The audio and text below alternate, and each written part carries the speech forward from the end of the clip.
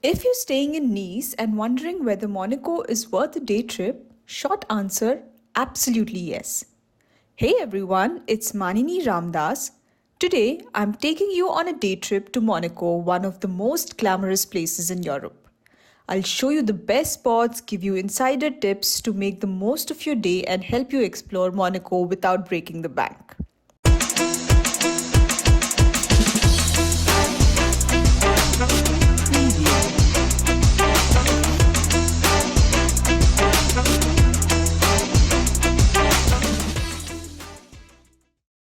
I'm starting my day at Nice train station, and honestly, this is one of the easiest day trips you can do on the French Riviera. Trains to Monaco run really frequently, tickets are affordable, and the journey itself is beautiful. I grabbed my ticket right here at the machine, super straightforward, and about 20 to 25 minutes later, we're already in Monaco. One thing to keep in mind though, during peak season, these trains can get extremely crowded, especially later in the morning. If you want a more comfortable ride and a smoother start to your day, it's definitely worth leaving early to avoid most of the inconvenience. And just like that, welcome to Monaco. Stepping out of the station, the first thing I noticed was how clean and polished everything felt. The buildings, the roads, even the sidewalks, everything looked extremely well maintained. There's this quiet confidence to Monaco. It doesn't feel chaotic or rushed, but you can tell right away that this is a place where luxury is just normal. Within minutes of walking, you start seeing high end boutiques, fancy hotels, and then almost casually a supercar parked on the side of the road like it's no big deal. And that's exactly why stop number one had to be the casino. This is one of the most famous landmarks in the country, and even before going inside, the building itself feels grand and dramatic. What a lot of people don't realize is that you can actually go inside as a part of the casino for free, even if you're not planning to gamble. And honestly, I'd recommend doing it just to get the feel of the place. Quick tip, if you're planning to step inside the casino, there's a dress code even for areas open to tourists. You don't need to be dressed up in a suit or anything, but think of smart casuals. The moment you step inside, everything changes. The noise from outside fades away, and you're surrounded by ornate ceilings, chandeliers, marble floors, and so much details everywhere you look. Even the rooms that are open to the public feel incredibly elegant. It's less about flashing lights and more about old school luxury. For me, this was one of those moments where Monaco really started to make sense. After spending some time around the casino, I decided to head towards Monaco-Ville, where the Prince Palace is located. And honestly, one of my favorite things to do here was just walk around. Monaco is small, but every street feels different. Luxury boutiques in one area, quiet residential corners in another, and then suddenly you turn a corner and get these insane views of the sea. Now, just a heads up, to get to the palace, you need to walk uphill, and it's definitely a bit of a climb. It's not hard, but it's a proper walk, so comfortable shoes are a must. That said, the scenery along the way completely makes up for it. The higher you go, the better the views get, and actually turns into one of the most enjoyable parts of the day. By the time you reach the top, the atmosphere changes again. Things feel quieter, more historic, and you'll really feel like you've stepped into a different side of Monaco.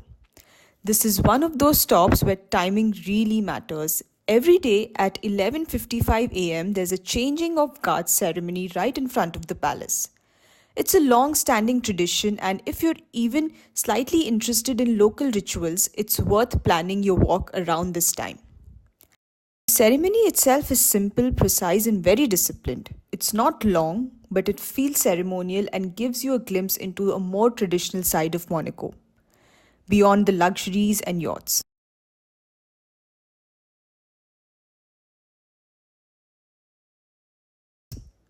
After that, you can take your time walking around the palace area, enjoying the views over the harbour, and exploring the old town streets nearby.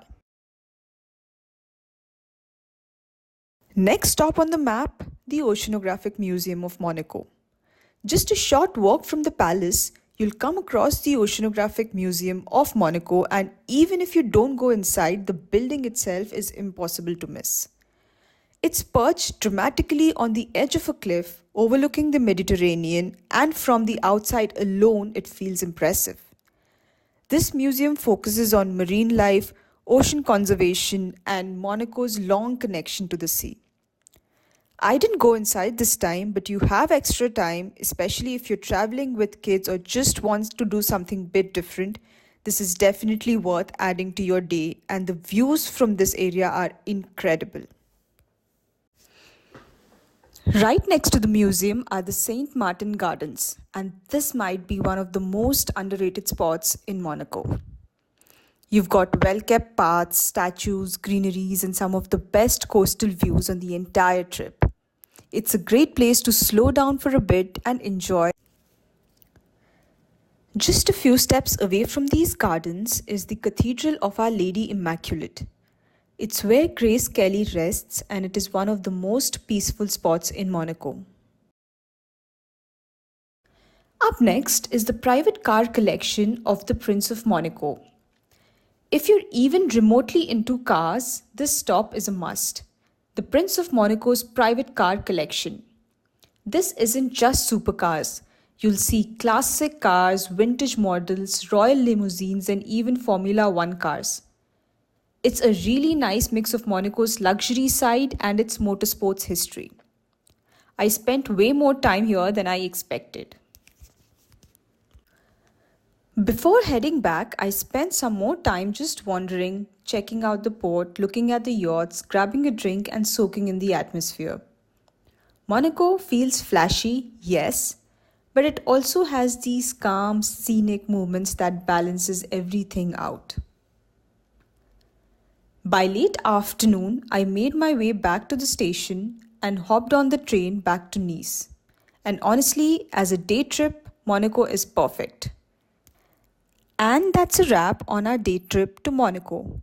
I hope these tips help you make the most of your visit.